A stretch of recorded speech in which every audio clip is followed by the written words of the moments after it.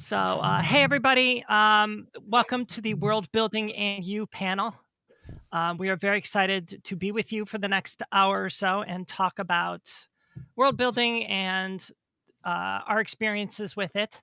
I am your moderator, Diana Delay. I am the DM and the producer of the Multiclass Theater podcast. And why don't we go around and everybody introduce themselves? I'm hoping the boxes are in the same way on everybody's screen. If they are, then we'll just start with Dave and then go across. All right. Hi, my name's Dave Cole. I am the dungeon master, host, producer, composer, and everything else behind the Project of Four Orbs podcast. I pretty much do everything for it, including world building the homebrew world that we play in. I've been doing it since I was 15, so 17 years now. I didn't really take it too seriously. There's a lot of contradicting information for the first 12 years of those 17 years. But the last 5 with the podcast, I've really kind of started diving into really securing all those things. So I'm very happy to talk about my experiences with everyone today. Welcome, Dave. So in All right, order on my John. screen, okay. Hi, I'm John. He, him, a cis black male, a member of the Redacted File podcast, the Firefly podcast, and Tabletop Comics podcast. And I have been GMing for just over 30 years. Because I'm old. I think you may beat me. I go back to first edition D&D myself, so it's been a while. I got most of my stuff at a garage sale, so it was a bunch of different stuff in a box. That's the way I started as well. Nice. I still have those first edition modules. Amazing. And should I go next? Sweet. Yeah. So my name is Michael Sinclair II. I go by @MichaelCrits almost everywhere. I am also a cis black male who is Caribbean and Filipino. I have been playing D&D since 2015 on my last deployment as a Cormoner medic with a sniper platoon. And I've been playing essentially almost every week since then, 1 or 2 games, and have built my own world that's been about contiguously about 2 years worth of content in it. So that's me. Hi, I'm Niffer, and I've been alive shorter than some of you have been playing, so I feel real baby right now. It's better on that end than it is on the other end, trust me. Right. Yeah. D&D 5e is older than my experience playing tabletop games, so I have probably a very different perspective about world building than some of you guys, but that's probably okay. I am a member of the Not Quite Heroes podcast, which is a 5e actual play game in a homebrew setting created by members of the community. So it's a very different approach to world building, but it's got some really cool little facts about it and stuff. So that's me. Hi, folks. I'm Spyglass or Spy or Doug, any one of the 3. He, him. I actually haven't been playing tabletop games for very long. I started my freshman year of college 2 years ago, but I've been world building in general for like a full decade now. So yeah, I have a more holistic approach to world building. I tend to build worlds for the sheer hell of it, and then the stories come later. But yeah, I'm really excited to be here. Okay, well, we're happy to have you, Doug. So, okay, well then let's get in, and I kind of want to leverage to start off with. I want to leverage off that. When you talk about building worlds, where do you all start from? Like, what is your starting point? Is it story? Do you start with mechanic? Do you start with a map? And we can just go across the panel. Everyone, feel free to chime in. I guess we'll start with me again. I guess that's what we did last Sure. time. So I have a basic scheme that I like to go by in a very generic form, where I suggest and do myself start with a map, and before you even talk to players, in my opinion, draw just a really vague outline to a map, and you'll fill it in over time throughout the whole process. And I think that kind of develops the world with people. So after you have the map, find you some players and see if you all have the generic or a general idea of how you want the story to go. And sometimes, like, I know that you want to play with your friends, play with certain people. You might be hard to find games, but truthfully, sometimes some players aren't meant to play with certain people. Everyone has different ideas of rules versus role play, things like that. Um, for me, I like it for my players to add to the world. So that's the second step in my process. Find the players, let them kind of come up with some backgrounds, which will aid to building cities and regions and the way of life, culture, et cetera, et cetera. And then the biggest part for a DM, in my opinion, is this next step, and that's creating a small encounter where it's a very vague encounter that kind of just jump starts the story. Let them kind of let you kind of lead them in a direction that you want to go with the story, and then from there, play for years and years and years until everything is done. That's my my 4-step process overall. Well, for me, since I've been GMing so long, I forgot how I did some things, and so I had to relearn it because I'm old. But no, seriously, what I normally do is we get together, I go around the table, ask everyone what element do you want in the game, because since I don't really play D&D specifically, I kind of figure out what type of game we want to play, and then figure out what system we're going to use. So I go around the table, like everyone throws in something they want in the game or something they don't want in the game. We create a list of that, and then we're like, okay, I see some themes. Here's some genres. Let's do something in space. Let's do fantasy. Let's do whatever, and talk about that. And then from there, I either look for a system similar, or if I don't see a system that has a world similar, start one from scratch, which usually ends up being open up Xmind with a mind map, type some words in, and see where the connections are, and kind of build from there. So, but other times, like I have some worlds that I worked on, and I never had any real intention of using it in a game. It was just purely like a mental experiment, and I've developed those, and I usually use that type of game when I'm doing one shots.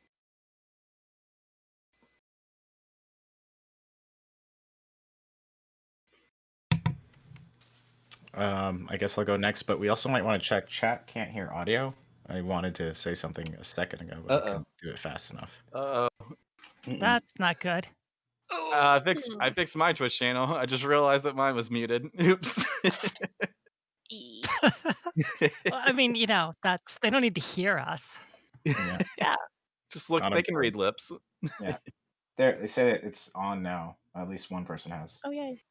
Okay. Well, I guess I'll go if they think cool. they can hear us. So, I started my campaign as similar to Dave, kind of actually almost exactly similar. That I make continents, and I put just like some big major features, like terrain features, like big mountains, big rivers, oceans, stuff like that, and maybe some big cities, kind of where I think civilizations would go. According to geography and like resources, and then after that, like you said, I have my player characters create backgrounds and usually make them level 3 because it gives them a little bit more to think about and digest. So it makes their characters make more sense and have more content to kind of bring to my world. And from that, I kind of place them in geographies in my world that make sense to that. Or sometimes I'll even create a new community or a new civilization just because they're there, and I want them to see people who look like them or have similar lifestyles or whatever the case may be. And then as we play along in the game, if they kind of interact with the NPC or they interact with some enemy or whatever might be, whatever the arcs might be from either characters or villains, I start populating other worlds from that. And so it's very modular, I guess, similar to Dave, where I can just plug and play things as I need to. And then as more players come into my world or as more stories get told from certain players that over a long term time, even just one shots, that populates my world. I tend to just start with like a big what if question and then just a ton of if then statements of like, what if there was like a mega super powered deck of many things? Well, if there's a big mega powered deck of many things, then there's obviously people that are going to try and control it. And if that's true, then there's like cults that are here and these type of like peoples or stuff like that. And so a lot of it just comes from like one main idea. What are the consequences of that? Because every action has consequences and therefore they're going to be present in the world. And so when players come to me with like, hey, I want to be a drug dealing gnome, can I do that? And I'm like, well, sure. If you're a drug dealing gnome, then this is what your city's like, and this is like what would be happening around you. And so a lot of it just starts with like real life consequences. And I think probably the map comes like dead last because that's like a map is a very like grand scale things, and like very often the stories that I go into are very like centralized, like we're in this one place. And so it's not really like we have to have a world map and stuff, but it is like, well, we have to have the people that we interact with. So like my priority is like there in the story first. But also a deck of many things also always happens. For me, actually, it really depends on the world. I have eight separate worlds, and they've all started in very, very different ways. Like my Arcane Punk and the original D&D setting that I created started from maps all those years ago, and then built up from there. Whereas the Diaspora originally started with just one planet that I built as like a speculative ecology exercise, and it snowballed from there. 250 star systems. Whereas Arcverse actually started one of my oldest, and actually my oldest period, and one of the most expansive universes that I have started with a story project. So it really depends on the world, but I would say that I'm very much a concept focused world builder. Stories come generally secondarily to me. So if I come up with an idea of like, okay, what if magical space dinosaurs? And I'll see, okay, let's see, I can't fit that in Arcverse. I can't fit that in the Diaspora for sure, because there's no magic. Fits in Sphera, sure. All right, let's go in Sphera. Or if I can't fit it in any world, I'll just make a new one. Because generally, I don't like to abandon concepts just straight off the bat. Or at least I'll write it down and see if I can fit it in later. And then it just evolves from there with more of, well, if this, then this. It ends up with I end up looking like Charlie Day in that one episode of Always Sunny. Just the mail, Pepe Sylvia, the conspiracy boards.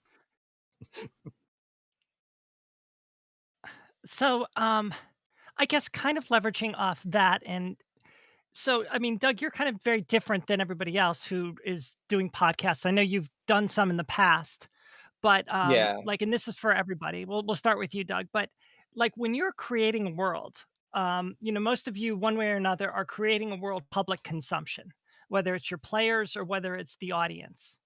And how much do you find that influences your decision making when building a world?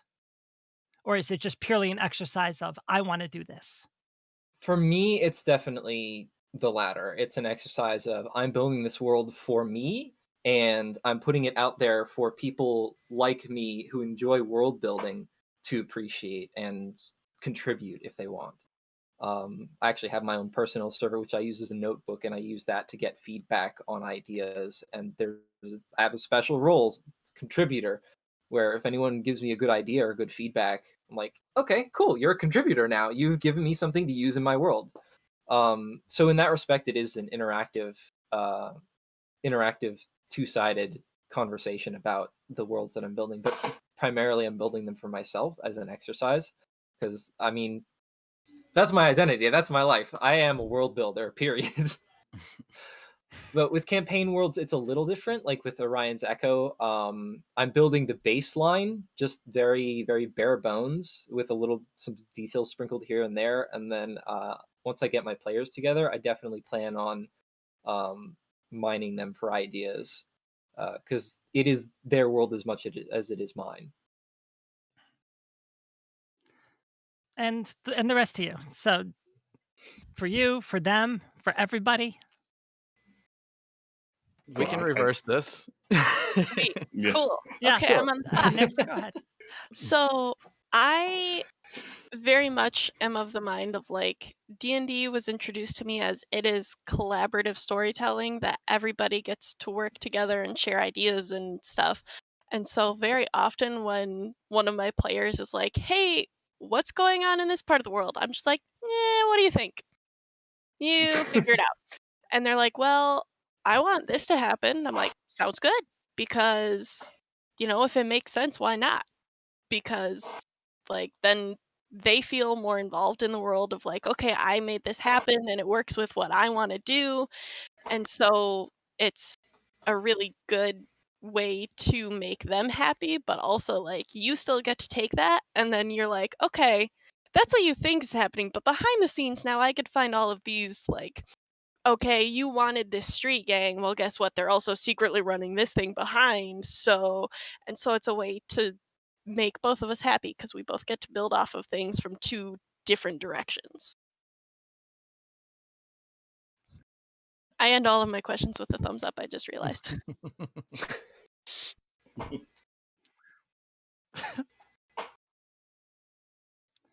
Michael? Michael, I think you're muted, bud. Oh, Diana, do you mind explaining what defining rather what public Dang it. Consumption would be. is, yeah.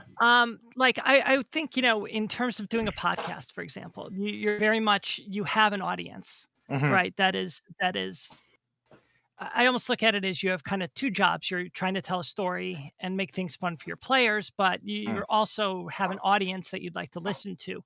And I'm curious how much the presence of either your players and influence of your players or the audience influences the way you build a world and I guess ultimately DM. Yeah, similar to Nif or Nif, that I like to kind of get feedback from my players, see what they're excited about, and then if I am DMing and there's an audience associated, I will try and pick up on their energy, what they're excited about. I probably wouldn't take a lot of input from the audience unless it's like something I think that aligns with my world, just because lots of people have a lot of different ideas, and sometimes that is ones that are just to me seem like generic D&D stuff, and I'm like, all right, that's something that happens in your campaign. In most campaigns, that's not what's happening in mine, so that doesn't really happen. And then I have an article that's going to be put up soon, but kind of what I go with is depending on what my players, what their characters are and who they are, I like to make the world feel inclusive and like it's a living, breathing world and make it feel more real and authentic. And so how I do that is by just uh, creating communities around, like, I imagine what community does this character come from and place those in different places of the world. I don't know if my storylines will ever take them there, but they're there and present. So most of the time we'll touch on one or two of these communities, and it really, you can see it engage not just that player but everyone around them, feel like, oh, this is higher stakes now. Like there's, this community in it has a stake in it. We have these connections here. I met this person from that place. And so I did this with I had a player who was Asian, and so I created a whole kind of like Asian community that really helped make it feel like everything was authentic. And he spoke to me later and said like that drove the stakes for me. So that's how I go about it. Okay.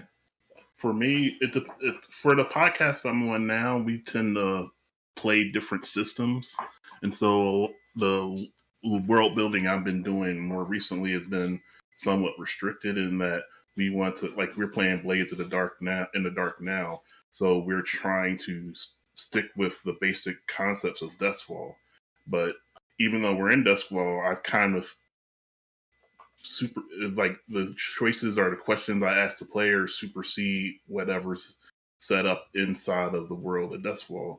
And so what I tend to do is ask leading questions to the players to try to flesh out things and to create the actual, like, to say gangs or organizations. So for me, a lot of the world building comes from me having leading questions like, I kind of want this in here, but I'm going to let the player almost tell me what it looks like, and then from that I extrapolate and make connections and expand the world from what they've given me.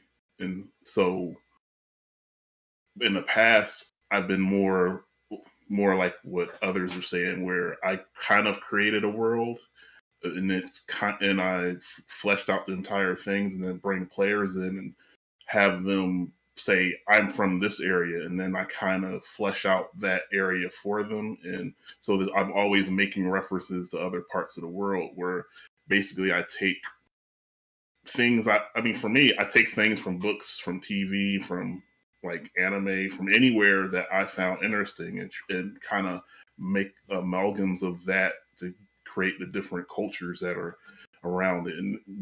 And also I tend to draw a map freehand, so I have no idea what the world's going to look like. I just draw something, and eventually it becomes a map.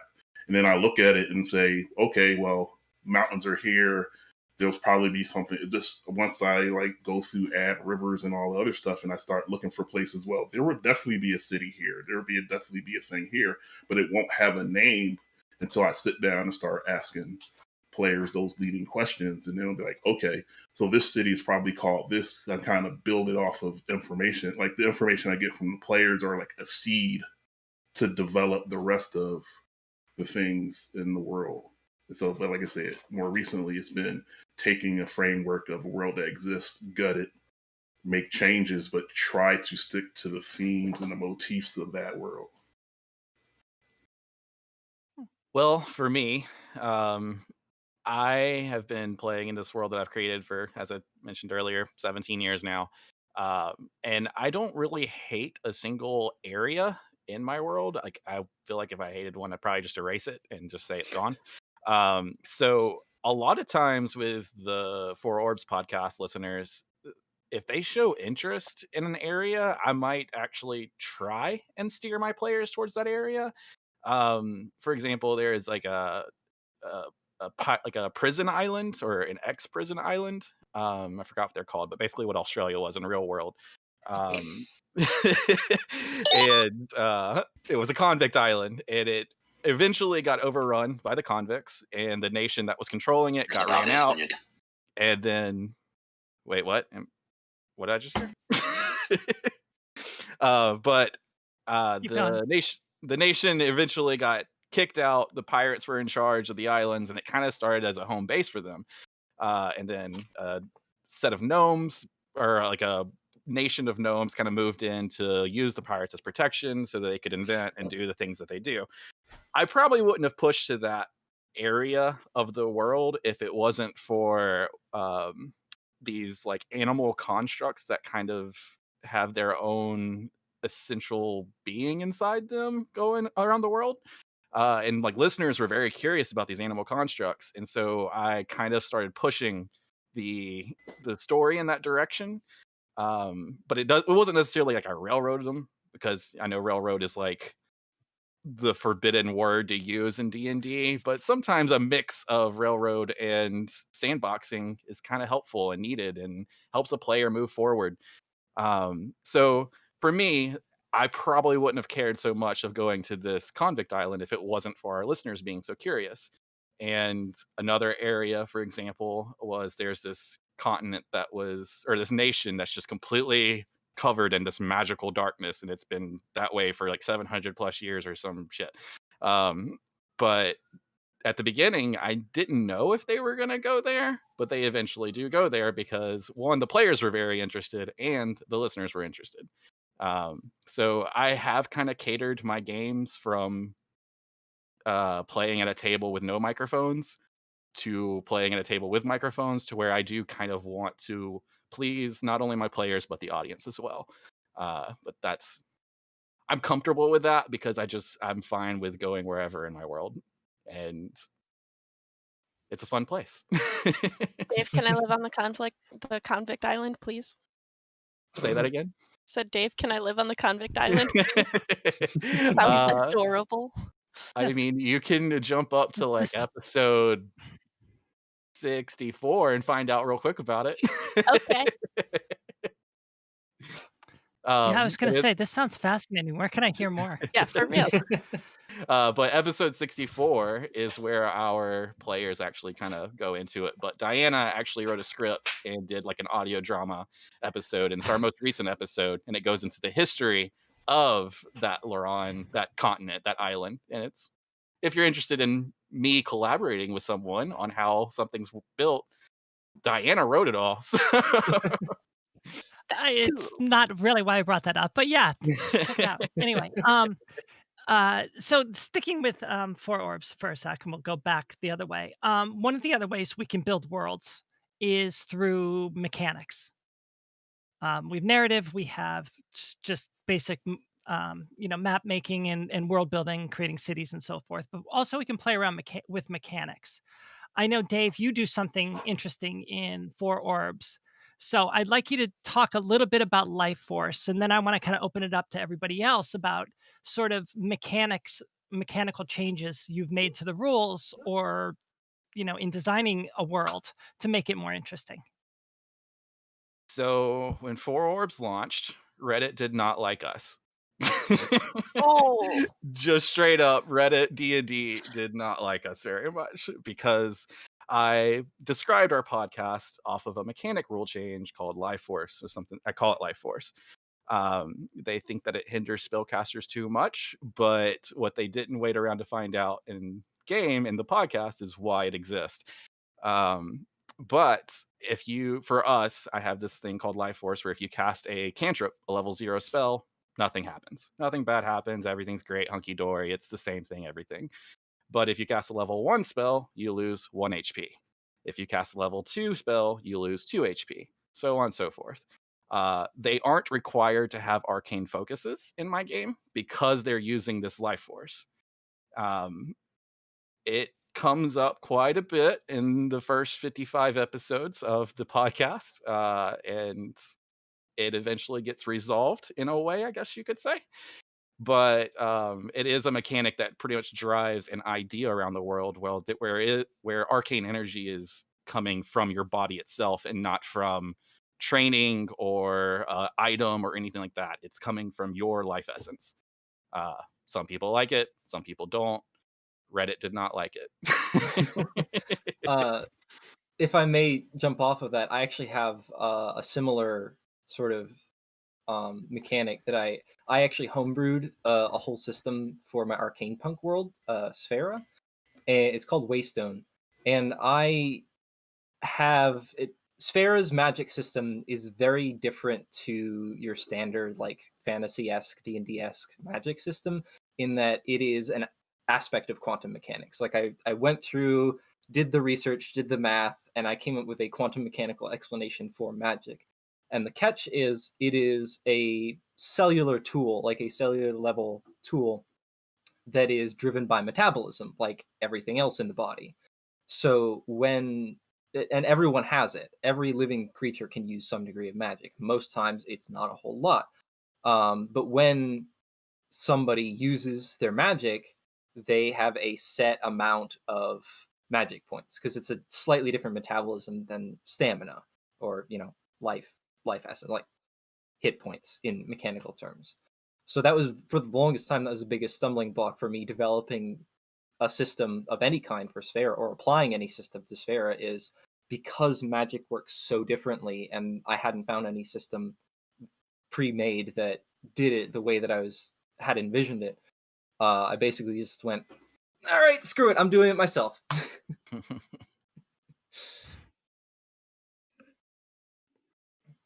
Sorry, I didn't mean to So how about completely wreck the order, but no, that's great. No, that's fine. So, John, Michael, Niffer, any Yeah, mechanics What's that the you order have now? There's used no or used? order. Yes, I Um, established chaos. chaos. I will go. So as far as mechanics that will change things up, I kind of go by the rule of flavor. So if a character, if a player character comes to me or a player comes to me and says, "I really want to do this cool thing," I'll try and figure out how to do it. And I also look at, obviously we're all DMs here, so we look at rules and stuff. I've been strictly a D&D 5e person, so one of those dudes. And so like if there's something that I feel like isn't quite flavor wise there, I'll add onto it. Either I'll change it up or I will have their character find an item that gives them some sort of way that they kind of want to work a little bit more. So for instance, I think I had like a Shatterkai elf with us in one of my campaigns. She also, I think, took up like the monk like shadow ability as well as the other just a regular ranger ability. So I had her find a bow that essentially did more damage when she was in shadows, and that she can also use a bonus action to turn invisible for a bit. So things like that. um and then, I mean, obviously this is like comes from different games like Destiny, or mechanics I find that are cool. When they went to the Shadowfell, I kind of made them all have like charisma, uh negative in charisma, until they found like certain creatures that controlled like the like what makes them sad, like, or express different anger emotions. And I had them kill those things so that they can kind of get their charisma back, like get all these emotions back, so that they weren't all down and sad. So that's kind of how I approach mechanics in my world, is like flavor wise, what do they want to bring as characters or their classes? If there's something I can improve on, or depends on the plane, or like the like I would say the stage or the scene, like just depending where they are in the world, they could be underground, and so I might change something a little bit there to kind of raise the stakes. Just like how Dave mentioned about like the how his players tap into life when they cast magic. It's very like environment dependent is how I do some of my mechanic work in D&D. I'm probably very John? similar. Niffer? Okay. Okay, Niffer. Niffer, you can go. Sorry. That's fine. I'm pretty similar to Michael in that, like, the mechanics kind of like add to the flavor. Like, I know rules exist, but they don't really matter unless they directly affect what we're trying to do in the world. So, like, flanking rules, which are something I'm always confused about. It's like, well, I don't need to think about them until one of the players is like, can I get like a bonus by like helping distract the other thing? And I'm like, okay, then we'll go into it and figure out how it works. Or like, you know, um, we had like, I'm blanking for the right word, but so we have a couple of players that like will go into like, I want this type of aesthetic. Like, I want to only have lightning type spells because that's my deity. And it's like, well, okay, technically your spells don't do that. But if you really want it for the flavor, then yeah, your thunder damage can be lightning damage because you want the flavor. Or like mage armor. Guess what? Now your mage armor looks like you're covered in lightning flashes because you want that to happen and it makes you happy. And mechanically, it's like, okay, it's just a different skin. Like, it might function the same way, or we'll tweak it just a little bit. But overall, it's still like, we're here for the story, not necessarily like play rule by rule by rule. And so, yeah. John. Yeah, for me, this is a hard question because I don't play systems where I need to change mechanics very much. So, because I play Fate, I play Powered by Apocalypse, um, Forged in the Dark games, where I don't have to necessarily make that many changes because in Fate is an aspect. So the sentence empowers you to be able to do things that sentence states. Like, if you are the best swordsman, you're the best swordsman. So the way you kind of tweaks things is changing the phrases. So unfortunately, for the most part, I don't have to do that many mechanical changes like in Powered by the Apocalypse, sometimes I have to create new moves for playbooks, or because I want to slightly change the flavor, but I don't want to completely make an entire new setting. So we just make a custom move and say we can replace this with that one so that you can use this one attribute that makes more sense for your character than another one. So that's really the extent of the like home brewing or house like house rules. So what ends up happening is when I play crunchier systems, I say that mechanic's too complicated. It is now a fate aspect, and it will function when this sentence makes sense, not when this prescribed statement that I'm not going to try to remember says it should, because it should work in this situation. It should not work just because someone wrote the words weird. So I kind of intend to, when I do break the rules, just to go from more complex to simpler.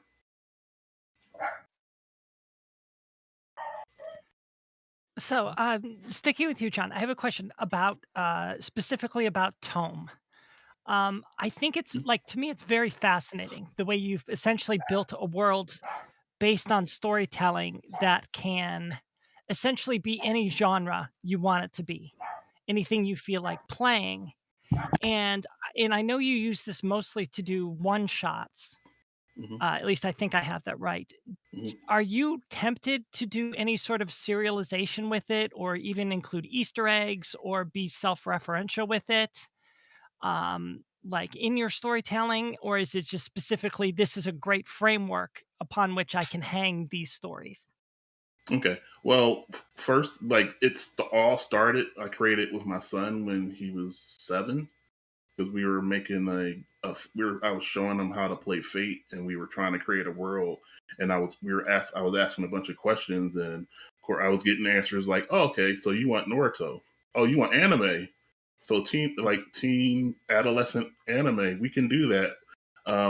What other things?" Like he would throw a bunch of different things, and what I thought was like, well, if I made a place where the different islands were mashups of different concepts, then each of the islands were going to be that. And it kind of like built from there. And so I expanded beyond just being this one little area to what if the world's more nebulous, that their distances don't really, it's the storytelling. Distances don't really mean anything in fairy tales.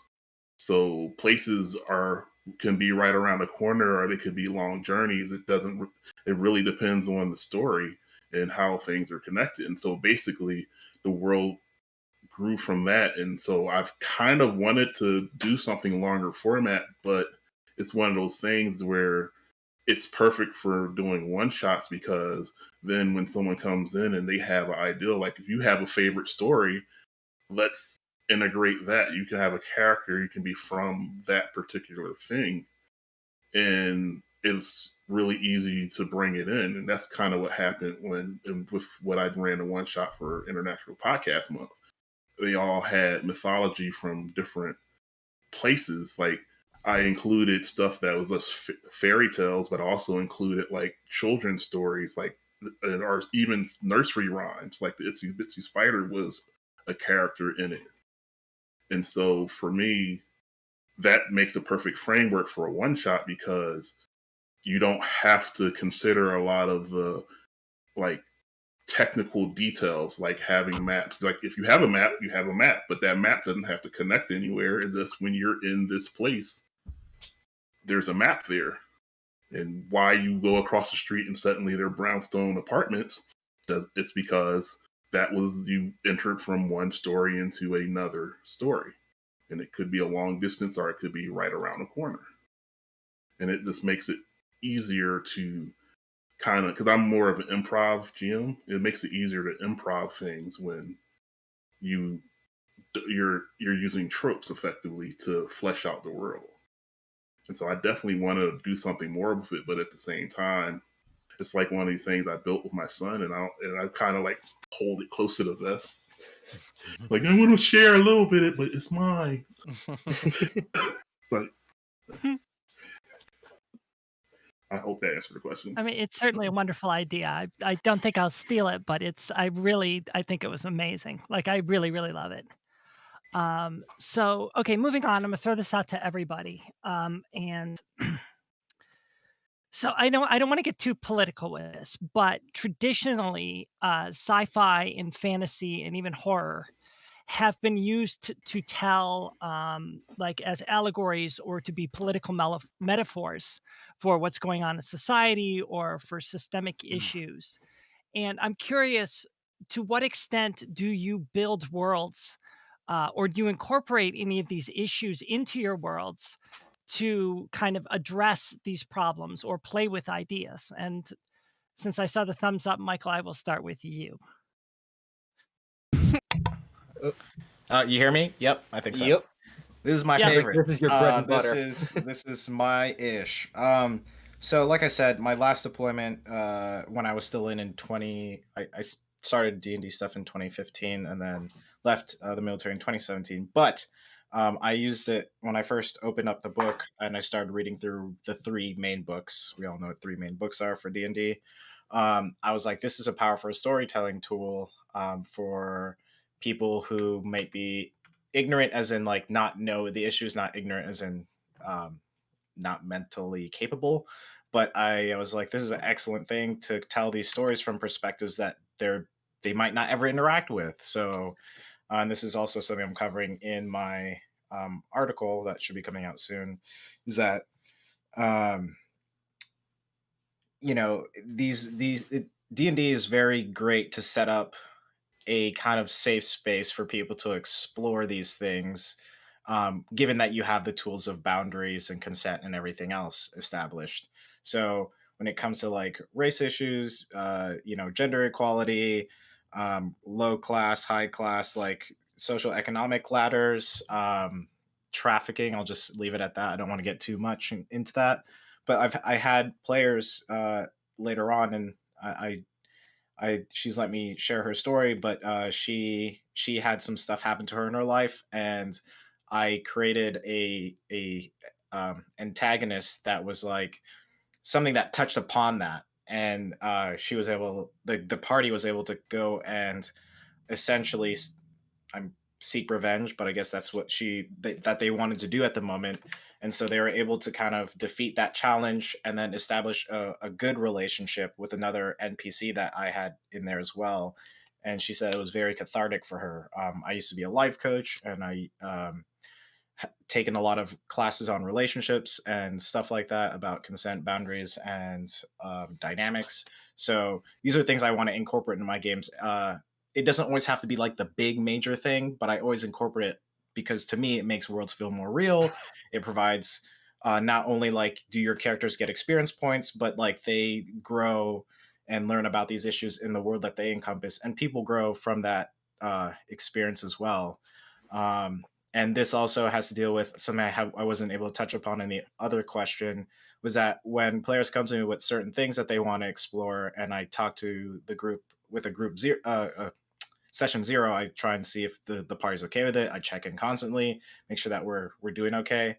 But the research, I do research on these issues, depending on if it's something I'm not knowledgeable about, if it's something specific they want to, or I talk to them one-on-one about what do they want to explore, so we don't touch on things they don't want to, and how do you want to go about this? What does this look like for you? So I don't let them take full reins of DM stuff, but I kind of get those major nuggets of what they want to do, and then I do my own research so that I know I'm coming at it at the right angle, and I don't say something ignorant or something triggering that might turn this opportunity into something that was detrimental.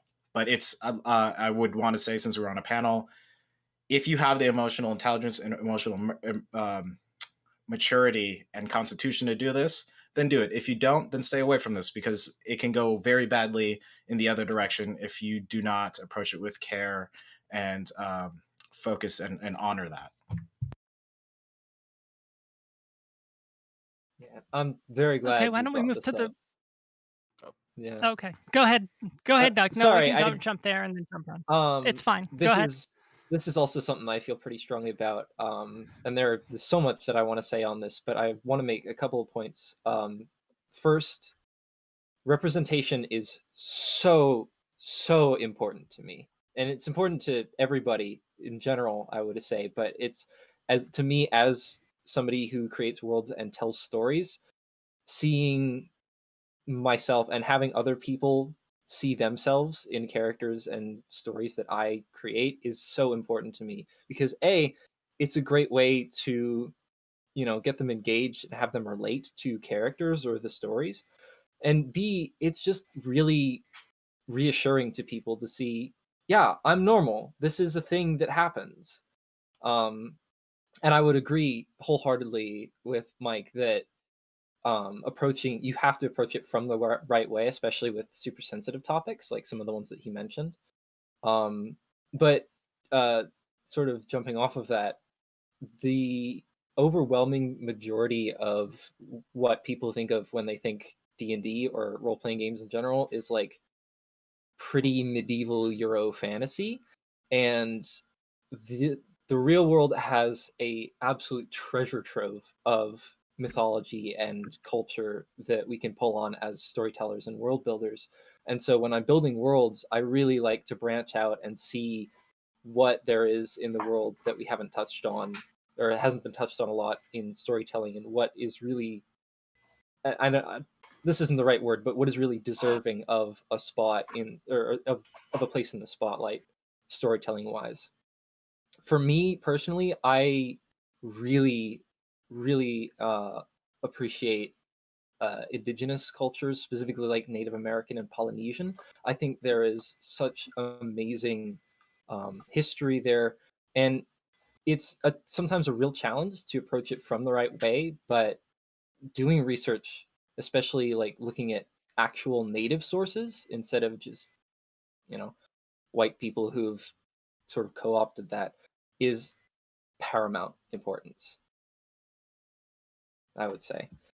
So yeah, that's my 2 cents on representation. But that extends to all issues, and I would say that there's definitely like a sliding scale of, because people also use sci-fi fantasy as escapism. You're creating this world to take solace in, to get away from the real world, so you can build a world where everything is okay, or most things are okay, and that's fine. That is a completely valid way of coping, of storytelling.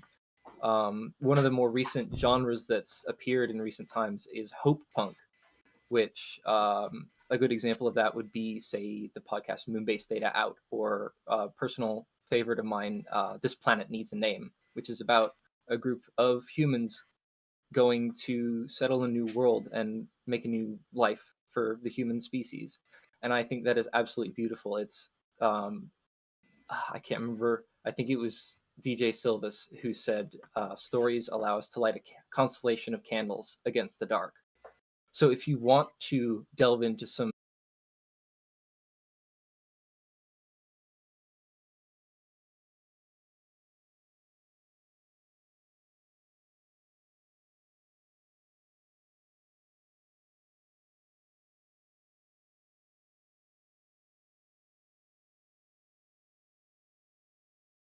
So, Niffer, you have any thoughts?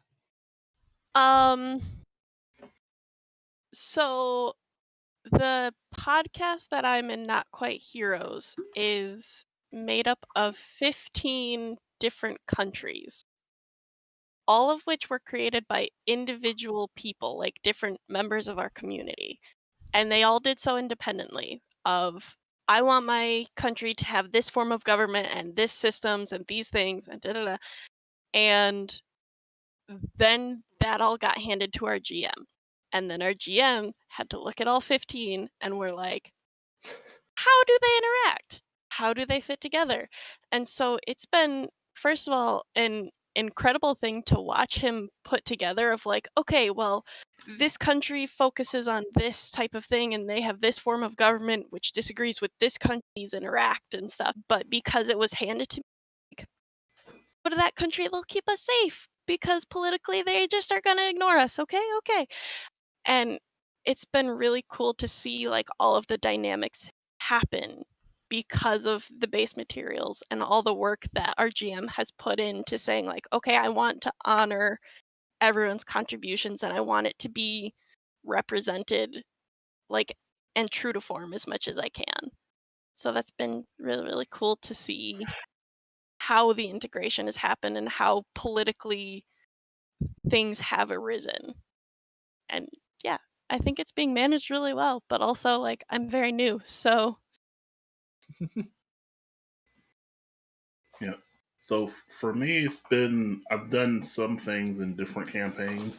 Like one of the things I ran into when I picked up a particular game system and I found a number of like problematic tropes, especially about the ancient aliens trope, which and so what ended up doing was doing my own alternate history, removing all of those things, all of those problematic tropes, and replacing them with other fantastic or things that weren't problematic. And so it was like a campaign, Siren's Call, where they were playing pirates, and instead of focusing on the like Northern European mythology, there was more like Northern Africa, Middle Eastern, the Southern Europe, and a large portion of the game took place in South America. And so I was trying to do my best to include mythologies from other parts of the world because, like, with D&D or any like a lot of the alternate history things, when this pirates are at sea, you still end up seeing Northern European tropes instead of the tropes from the regions, or you see voodoo. And I was trying to remove that, or black magic. I was trying to remove that and actually use some of the actual like Vaudenism in different portions.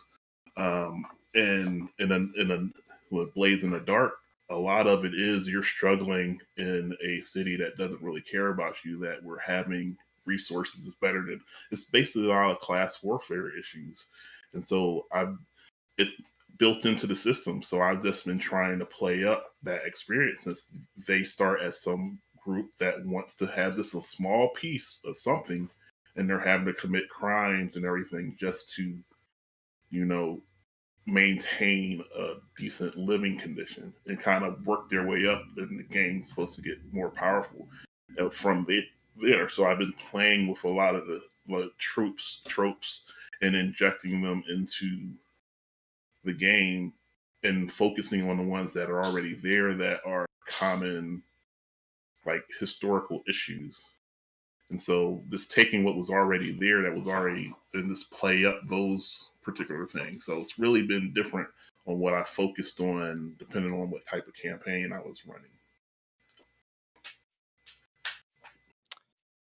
For me, I am very aware of my privilege, very aware of it, and I haven't integrated a whole lot of diversity over 17 years with my world building into Four Orbs and Asus as the world is. At least didn't do it intentionally. Of course, there is a flavor of different cultures in real world kind of added to um, Asus. Asus is the world that we play in. But for 3 years, I've really been diving into the D&D community on Twitter, and I've been learning, and I have been studying, and I am still not fully aware of how I can comfortably, because I don't feel educated enough yet, but I'm still trying. And that's the thing that I want to say to any world builders is just keep trying. Like, try to be aware, do the best you can, don't spread any hate in your fantasy world. But there are some tropes that like you get used to when you were playing D&D 3.5 like I was in high school, like Tolkien's idea of orcs that we all are pretty aware of now. Um yeah, there's that. But I haven't comfortably gotten to a point where I feel that the cultures in ACES represent certain real world cultures. There is like a conquering nation that I like to describe as like a Viking, Roman, Spartan mix, but that's really the only one that I really ever compared to real world. Um, but when it comes to taking issues in the real world and bringing them to the fantasy world in that convict island that I mentioned recently, there was like corporate problems. Like a corporation was in charge of some crap, and there were jokes about limited time off, like your earned time off and taking vacation days versus sick days. And it does kind of give you a relief to make fun of a company if you work for a company like that. So it I try, like, my wife plays with us on the podcast, and I was talking about this question that was probably going to come up in world building, because I am not comfortable yet in speaking to that. I'm still studying, I'm still learning, and how I can incorporate uh, the ideas that need to be put there to make people aware. But she said, one of the things that she said specifically was like, well, for me, don't want that in my fantasy world. Sometimes I need to just escape. And that's why I'm glad that some of our arcs that we do for the podcast don't really hit towards those topical issues. But that is also probably just a comfort for her in general. And some people want to hit it head on. But I personally have not gotten to where I feel comfortable enough to answer properly. And that's why I am glad I'm here on the panel, because I'm loving hearing some of these answers, because it's some things I don't know. And I'm just trying to put myself out there and learn myself so that I can be the ally I want to be. It's admirable. So as a kind of follow-up, leveraging off that, does anybody have any advice for like a world builder who wants to learn and wants to better educate themselves and make a more diverse world, but they're not quite sure how to go about it? And they're also fearful of, let's say they're doing this in a public way on a podcast or something, getting some sort of, hate or blowback or, whatever nonsense the internet wants to throw at them. I Oh, sorry. I will say my advice that I have been told since I was very little was, you have 2 ears and you have 1 mouth, and that means you should be listening more than you speak. So go out and find people who are different than you. Listen to them. Listen to what they are producing, listen to what they are saying, and when you have listened, then you can talk. I would also add on to that. If you're still unsure, I would say, because if you're doing it in good intentions and good conscience, I would say, especially if you're putting it out as a public media, I would say lead with a disclaimer of, this is based on what I have found so far, what I have heard so far. I cannot guarantee, nor should I, that this is accurate to your experiences if you are a part of X group or X event or etc. If there is something that I'm doing wrong, please tell me. I am still learning. I think that as a disclaimer is a conscionable way of saying, I want to help and I want to listen.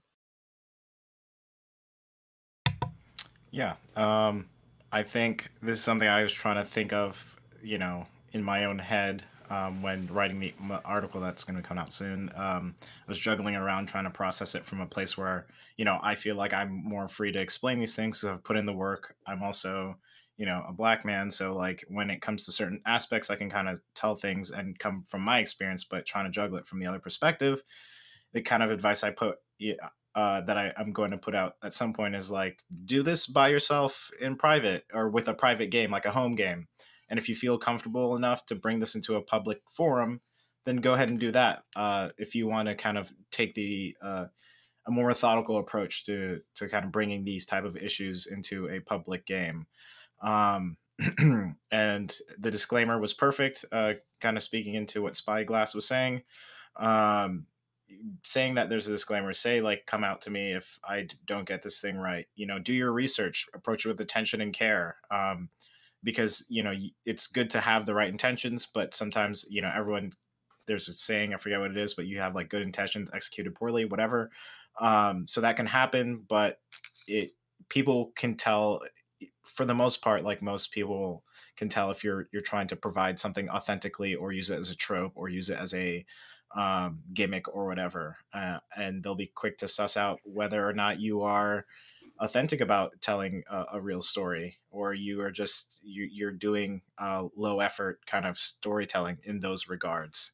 um, Something that I actually forgot to mention in my other things that I've spoken into, a lot of my influences actually come from someone called Dale Kingsmill. I don't know if anyone knows of her. She's pretty amazing when it comes to D&D. I think she has done a lot of she has gone to school for like was it like history regarding like more tribal stuff, like Roman, Greek stuff, like just mythology and it's mythology. So she has a lot of good resources that got me into DMing that I've kind of looked into. So Dale Kingsmill, pretty awesome person if you want to look that up.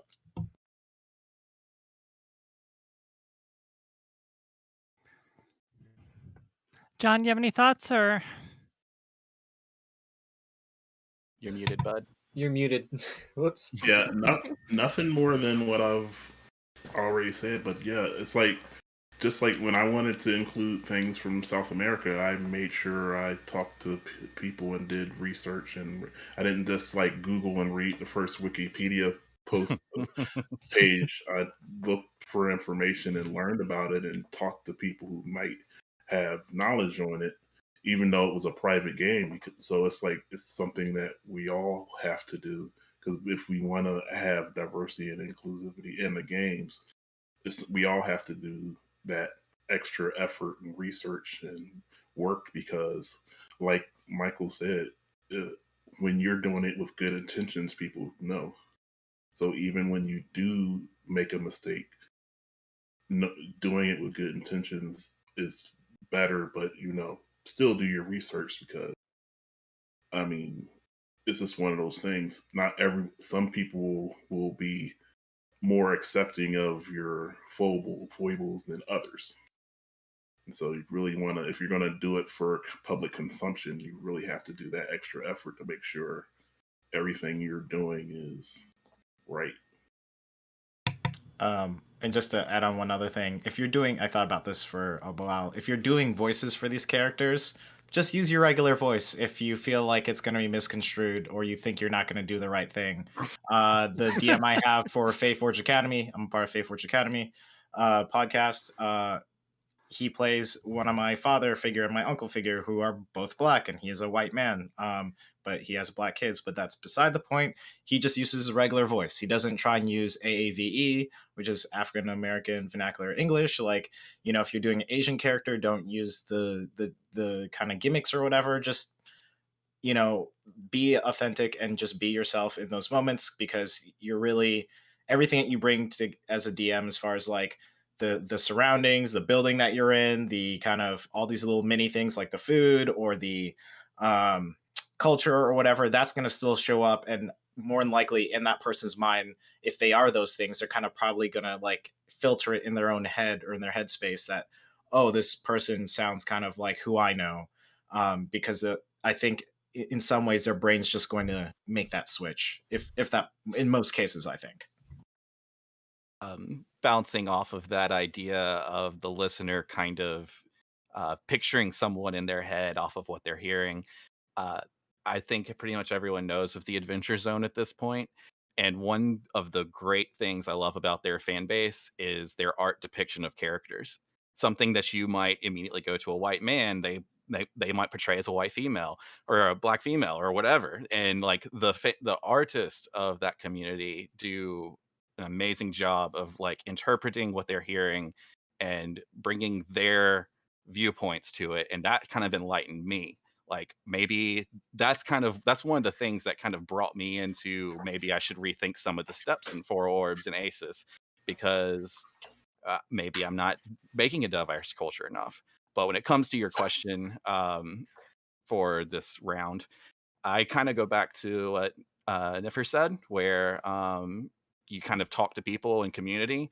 But one of the big things I learned recently, I would say probably right around the last time Gen Con happened, was maybe you need a guardian angel. You maybe, like, for me as a white cis male, like, there's a lot of things I don't know. If you don't know, I'm in Alabama. I had textbooks that were written by the Daughters of the Confederacy. I had a hard time in my childhood kind of learning real life. So in my adulthood, I'm trying to learn as much as I can now and get those ideas that were kind of put into me while as a child out.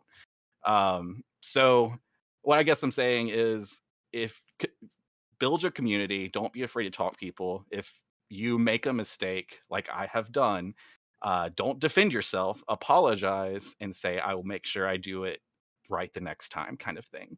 It's not about you being right, it's about you understanding. And that's kind of my viewpoint as it is right now, and how I'm trying to develop myself in those ideas.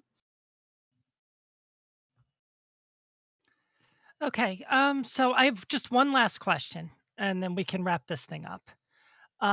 So bear with me on this one. So uh, I don't know if you have all read Philip Pullman, his Dark Materials, Golden Compass, but he wrote a book called Demon Voices, which is basically about storytelling and his process. And in it, he talks about the wood and the path. The path is the story, and the wood is the world in which the story takes place. He advises the storyteller's mission is to stay on the path and ignore everything around her.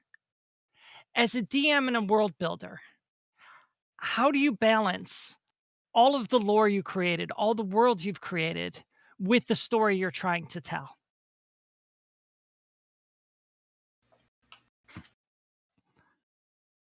And we I can don't. start with Doug and then work our way back. And All right. I'll be straight up. I don't. I'm the kind of person who just loves going off and exploring in the woods and completely ignoring the path for months at a time.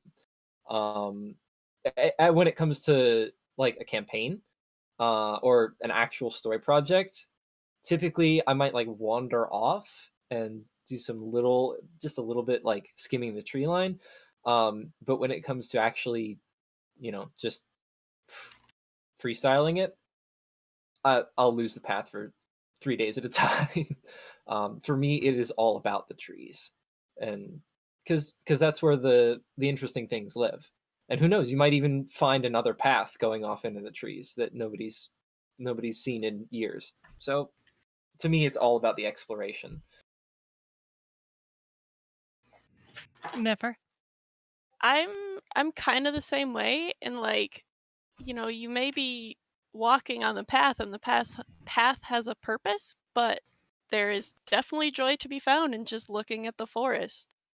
Like, so if that's something that you and hopefully your players are of the same mind about, of like, you want to get into the world. Like, I was railroading my not railroading, but like my players had a purpose of like, okay, we're gonna get these things and we're gonna become more powerful and stuff. And they just kind of came to me one day and they're like, okay, but like, I really just want to know what's up with this shopkeeper. Like, is he gonna get a happy ending? Please, I want him to get a boyfriend. And it's like, let's stop and explore that, because if that's what brings you joy, if that's what you're having fun with, let's just stop and smell the roses and match make the NPCs. Let's do it. Because, the story will happen. It's just a matter of what is the focus of your story. Is it that we killed the dragon or that we got an NPC a happy ending? Both are good and both are valid, but it's up to your players and you what you want. I would just like to add one thing. The phrase popped into my head. I treat the path as a showcase for the forest rather than the path itself. That's my approach to it. There wouldn't be a path if there Michael? wasn't a forest. True. Yeah, so I approach the game more on path, and then this is all, like, to me it's about pacing, right? So I kind of use my path and my forest as pacing.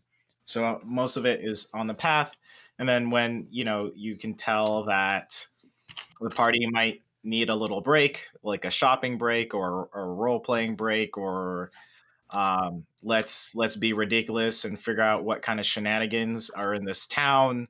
That lore is there. Most of the places I have my players visit, there's lore there. There's a community, like I said, so there's plenty of stuff for them to get kind of lost into if that's what they need as player characters or just or as people. That is something that I kind of like to put in there, and to some point, I will make my objectives or quests and side quests, I guess you can kind of put it in there, as I kind of interweave these things depending on, there's several ways that players can approach solving this problem or this main quest that they're on or narrative, and that will be encompassed in other mini tiny things there. So I guess it's kind of like having the path, seeing the forest, being able to explore that forest when you kind of would like to, and maybe going to the forest and picking a flower or two and getting back on the path. And that's kind of how I approach my DMing as far as the path and forest. What about you, John? So for me, it's the same. It's like I kind of look at it this way. It's with an iceberg, you only really see like the tip of the iceberg, and that's the part the players are going to see. But all the rest of it, for me, makes creating that realistic experience happen, because when I can just draw from things just to add an extra bit of flavor to make the world seem like it's much larger than it actually is, it's that work's worth doing. And some of it's just that one area that's caught my interest, and I just want to flesh it out. And I'm doing it more for like myself than it is for a player, but maybe one day that area might become the forefront of the adventure. But a lot of it is more of this: I'm writing for the sake of wanting to write, and so I don't try to like. Of course, I'm going to try to make sure I spend the time so that the session I'm prepared for the session. But yeah, I don't really try to limit myself other than prioritizing what I need to do at any given time. Like, I need to make sure I have all the stuff for the session, but once I've accomplished that, I'm going wherever. If because I love when someone focuses on like unrelated things, like, and I can be able to like describe that thing having had some forethought into it instead of having to necessarily make it up.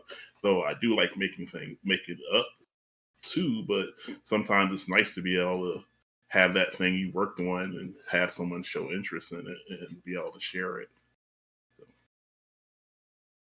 For me, I know John's got to get to a game, but for me, it's pretty simple. Whenever I play Skyrim, I like to explore everything.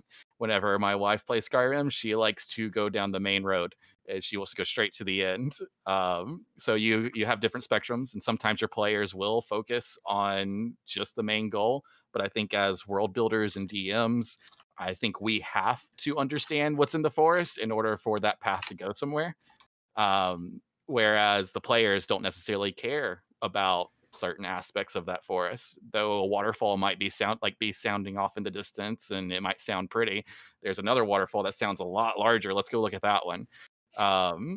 So it really depends on what the players, and for me, because of the podcast and how I like to take the journey for the podcast in a direction the audience is interested. Sometimes where the audience wants to go in the forest. So that's my simple answer.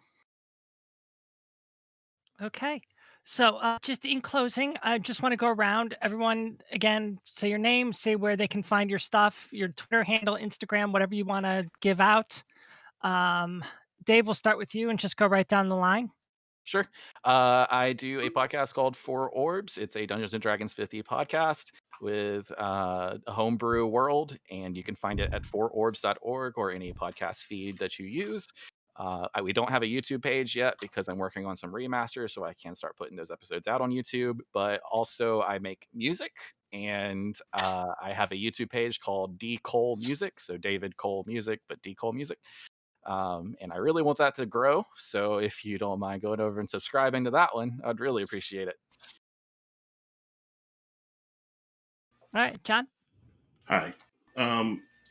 You can find me on Twitter, Sleepy, SLEYPY, podcaster of the Redacted Files. Sometimes a GM, sometimes a player. You can also find me on the Firefly podcast and on Tabletop Comics podcast. Pretty much everywhere on the internet, I've managed to claim Sleepy, SLEYPY. So if you can log into it, most likely there's a Sleepy, and that Sleepy is me. All right, Michael Sinclair II. I go by Michael Crits everywhere. I'm in the Fae Forge Academy podcast. You can find that wherever you can get a podcast. I am in Cobalt Press's The Last Air, which streams on Sundays. I'm also about to get a gig where I'll be more of a professional D&D player, which would be kind of cool. And I Nice. will be I'm writing art. I just wrote my first article, so we'll see when that drops. So between all that, just support me any way you can and listen to my stuff. It's out there. Hi, I'm Niffer. I'm at NifferNiff everywhere, and I'm part of the Not Quite Heroes podcast, and you can find us on Twitter at NQH Podcast. Yes, I think. I'm pretty sure. Pretty sure. Yes. Okay, cool. Yeah. Hi, I'm new. Yeah. I'm Spyglass, Spy, Doug. I have a list of nicknames like a page and a half long. Everywhere on the internet except for DeviantArt, I've managed to claim the handle at Spyglass Realms. So that's Instagram, Twitter, Tumblr, YouTube, all that good stuff. I do make a podcast that has been on hiatus for over a year now. Things are occurring, I promise. Just some behind the scenes stuff. So yeah, that's where you can find me. And Diana, where Okay, can we and find you? I am Diana Delay. I'm DM and producer of Multiclass Theater. We are a D&D 5th edition podcast. We're relatively new. Season 2 will start on Tuesday. It's bigger, it's better. It sounds a lot better. So check us out. You can find us at MCT Pod on Twitter or anywhere you get your podcasts. So thank you very much, everybody. This was fantastic. So, John, go get to your game. Have fun storming the castle. Thanks for Thank moderating, You think it'll Diana. work? It'll Thanks take a for I minute. gotta doing get this. to Thanks, Diana. I appreciate Right. you setting us up. Bye.